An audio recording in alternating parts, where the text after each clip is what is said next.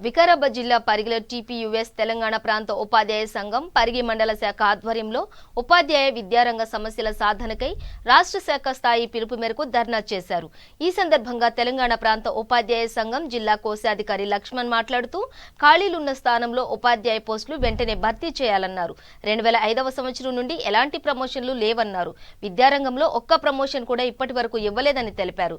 ఈ కార్యక్రమంలో రామ్, చంద్రయ్య, జంగయ్య ఉపాధ్యాయ సంఘ నాయకులు పాల్గొన్నారు.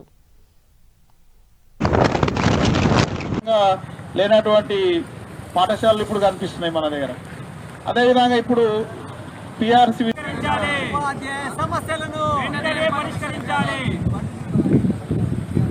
నేడు తెలంగాణ ప్రాంత ఉపాధ్యాయ సంఘం రాష్ట్ర శాఖ ఇచ్చిన పిలుపు మేరకు దశల వారీగా ఉద్యోగ ఉపాధ్యాయ సమస్యల పరిష్కారంలో భాగంగా ఈ నెల లోపల 4వ తారీఖు లోపల పాఠశాల స్థాయి లోపల నల్ల బ్యాడ్జీలు పెట్టుకొని నిరసన కార్యక్రమం నిర్వహించడం జరిగింది.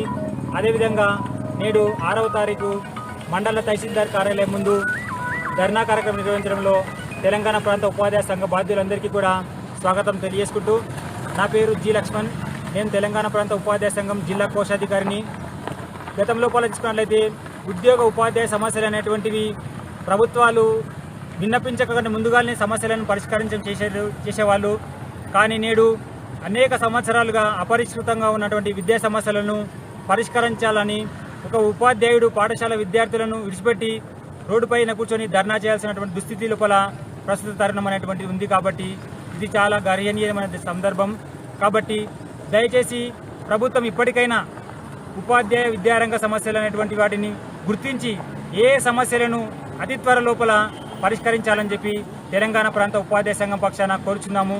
ముఖ్యంగా అపరిష్కృత పరిసర సమస్యలు ఏళ్ల తరబడి ఉండడం వల్ల దాని ప్రభావం బడుగు బలహీన పేద విద్యార్థుల భవిష్యత్తు పైన ఆధారపడి వాళ్ళ జీవితాలు నాశనమయ్యే స్థితికి వస్తున్నాయి.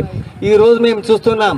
మేము ఎంతో ఉత్సాహంగా ఉన్నాం. 24 గంటలు మా విద్యార్థుల కోసం పనిచేయడానికి సంసిద్ధంగా ఉన్న ప్రభుత్వం మాకు సరైన సమయంలో సరైన వేతనాలు, సరైనటువంటి ప్రమోషన్స్ ఇవ్వకపోవడం వల్ల మా పరిస్థితులు అగమ్య గోచరంగా